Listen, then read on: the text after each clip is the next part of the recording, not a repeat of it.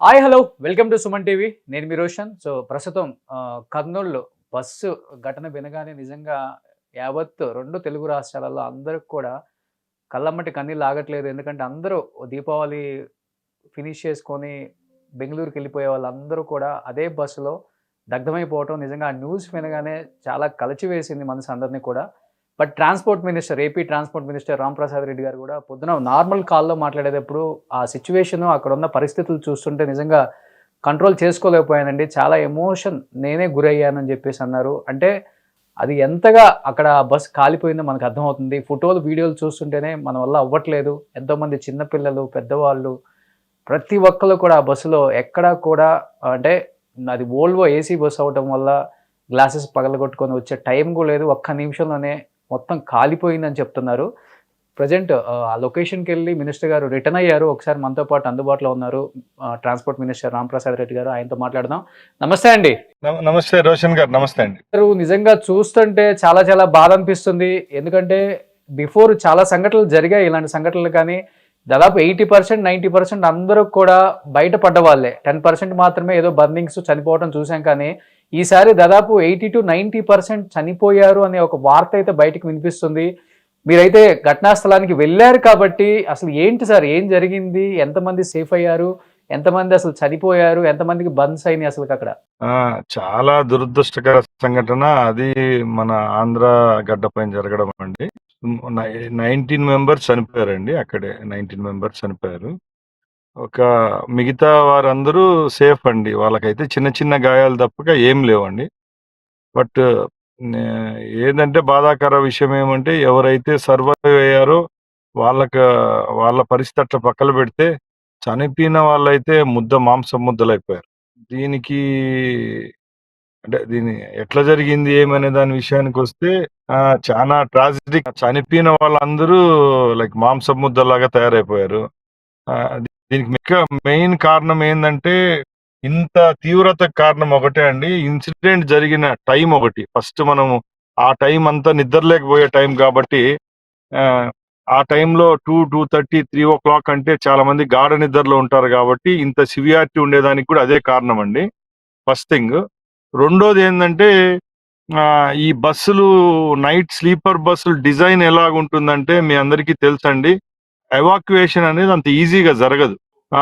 మామూలు ఆర్డినరీ బస్సులో లేకుంటే నాన్ ఏసీ బస్సుల్లో అయితే వెంట్స్ ఈజీగా ఓపెన్ అయిపోతాయి.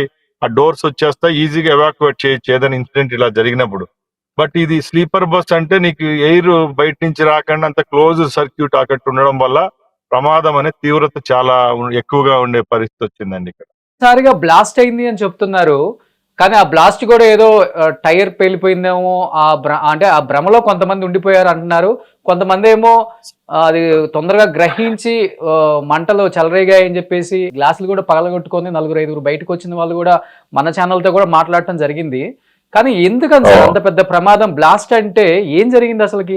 ఈ మధ్య చూస్తున్నాం బస్సులు కూడా ఫ్లైట్లు మించి తయారు చేస్తున్నారు. యాక్చువల్గా ఫస్ట్ థింగ్ ఏంటంటే ఎప్పుడైతే ఈ బస్సు ఆపోజిట్ డైరెక్షన్ లో ఎవరైతే స్కూటరిస్ట్ వస్తా ఉన్నాడో అది పల్సర్ వెహికల్ అండి. అది పల్సర్ వెహికల్. అది ఆ పల్సర్ ఆపోజిట్ డైరెక్షన్ లో వెహికల్ వచ్చేటప్పుడు ఇక్కడ బస్సు హిట్ చేసుకొని it has moved more than 30-40 metres అని అట్లా. అంత ముందరకు పోయేటప్పటికి ఆ వెహికల్ ఆ స్కూటర్ కూడా ఈ బస్సు ఇంజన్ కిందకి వెళ్ళిపోయింది. ముందర డ్రైవర్ కింద మన పెట్రోల్ వల్ల కూడా ఫస్ట్ ఈ స్పార్క్ అనేది వచ్చి అక్కడి నుంచి మొదలైందండి. ప్లస్ ఇంకోటి ఏంటంటే ఈ స్లీపర్ బస్సులు డిజైనింగ్ లోనే మీకు తెలుసు కదండి, ఇప్పుడు వచ్చే బస్సులన్నీ ఫ్యాబ్రికేటెడ్ స్ట్రక్చర్స్. ఈ స్పీడ్ ను గుర్తు పెట్టుకొని బస్సు కొద్దిగా డెలికేట్ గా ఉంటుంది. లోపల కూడా ఎక్కువ ఫ్లేమబుల్ మెటీరియల్ ఉంటుంది లోపల. అలాగే వాళ్ళకి ఇచ్చే బెడ్షీట్స్ ఇవన్నీ కూడా ఈ ఎక్కువ మంట వ్యాప్తి చెందేదానికి కారణం అవ్వడము.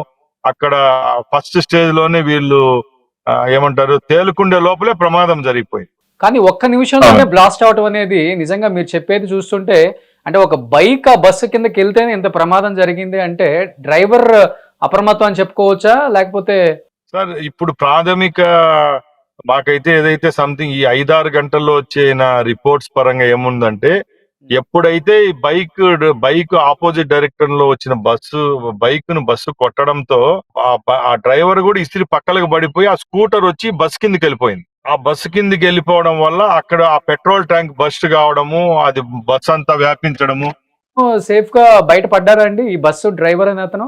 ఇద్దరు, ఒక యాక్టింగ్ డ్రైవర్, ఒక డ్రైవర్ ఉంటారు సార్ దీంట్లో. ఇద్దరు వాళ్ళు ఫస్ట్ స్టేజ్ లోనే గమనించి బయటికి రావడము, వాళ్ళు కూడా డోర్స్ ఓపెన్ చేసేదానికి ట్రై చేయడం వల్ల కూడా చాలా మంది రెస్క్యూ అయ్యారు సార్.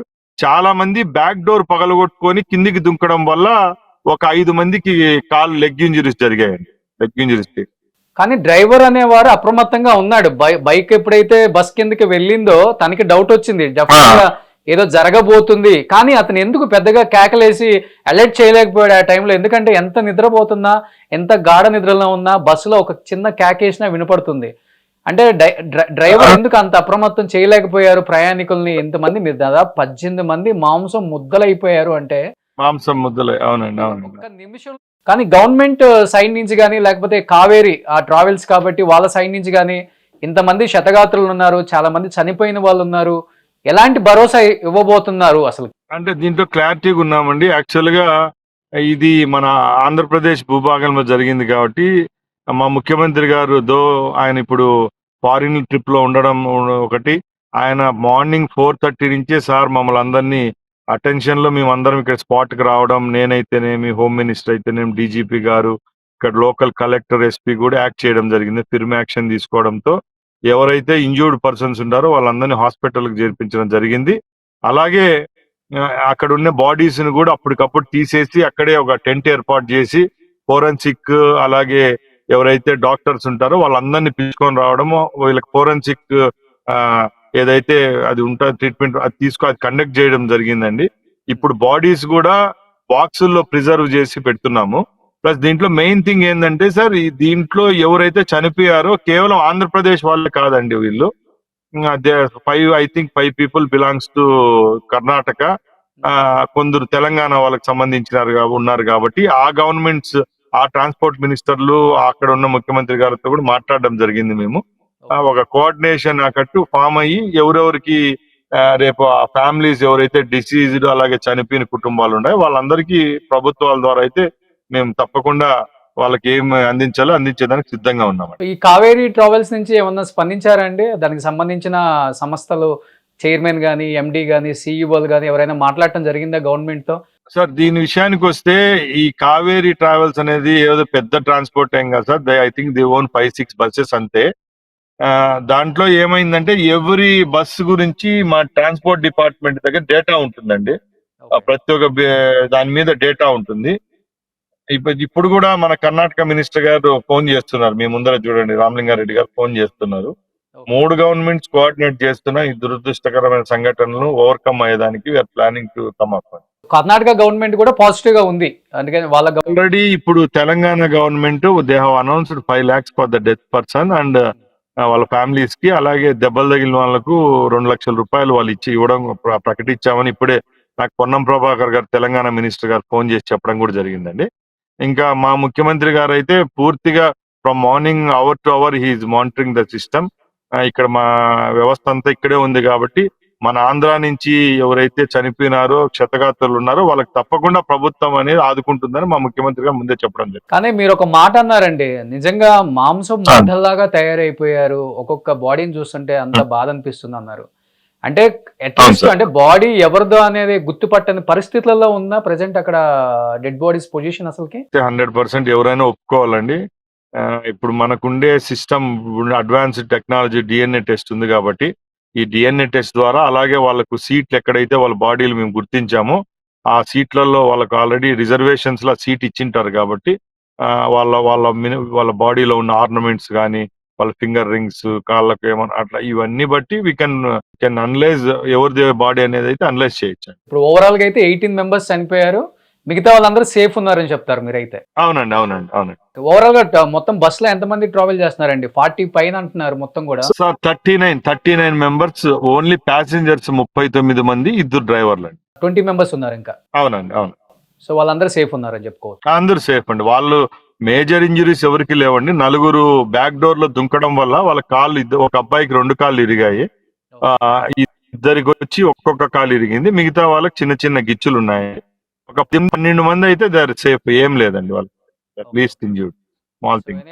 నిజంగా థ్యాంక్ యూ అండి. ఎందుకంటే మీలాంటి వాళ్ళు ఎమ్మటే అంటే ఫోర్త్ సార్ ఇది incident 3, I think it is happen between 2:30 to 3 మధ్య అయిందండి. యాజ్ ఏ ట్రాన్స్పోర్ట్ మినిస్టర్ మా ఊరు ఇక్కడ నుంచి 300 కిలోమీటర్లు ఉన్న మేము మార్నింగ్ 8:39కి ఐ రీచ్ ది ప్లేస్ అండి. మా సీఎం గారు అప్పటికే 3-4 మీటింగ్లు కండక్ట్ చేశారండి. అప్పటికే ఆయన దుబాయ్లో ఉన్నా కూడా ఈజ్ ఆయన ఫోన్ కాల్లో అందరిని అప్రమత్తం చేయడం, స్పెషల్ చాపర్ అరేంజ్ చేసి డీజీ హోమ్ మినిస్టర్ రావడము, మేము ఇక్కడ మంత్రులము మా లోకల్ శాసనసభ్యులంతా కూడా రావడం, కలెక్టివ్ వర్క్ జరుగుతా ఉంది. సో నిజంగా అప్రిషియేట్ చేయొచ్చండి. సీఎం గారు దుబాయ్లో ఉన్నా కానీ ఆయనకు 4 గంటలకు లేచి అలవాటు ఉంది కాబట్టి ఇమీడియట్గా న్యూస్ తెలుసుకొని అందరిని అలర్ట్ చేయడం అనేది గొప్ప విషయం. అండ్ అలానే గవర్నమెంట్ కూడా ఆంధ్రప్రదేశ్కు సంబంధించిన వాళ్ళు ఎవరైతే చనిపోయిన వాళ్ళు ఉన్నారో లేకపోతే క్షతగాత్రులు ఉన్నారో వాళ్ళందరికీ కూడా సపోర్ట్ చేయాలని మనస్ఫూర్తిగా కోరుకుంటున్నాను. Ramprasad Reddy garu, thank you so much. Thank you Roshan garu, thanks for Suman TV. Thank you.